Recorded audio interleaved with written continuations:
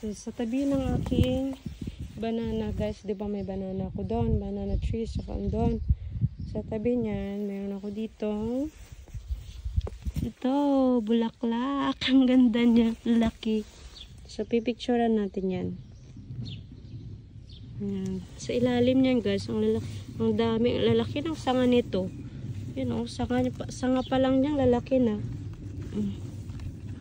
Grabe, makasanga nito guys. Kita nyo ba yung sanga? Ang lalaki ng sanga niya o. Tingnan ang bulaklak na ito guys eh. Yan o, bigay ito sa akin ng aking bayaw. Ipag pala. Ipag ko guys, bigay niya to. Yan o, lalaki ng sanga niya o, tatlo.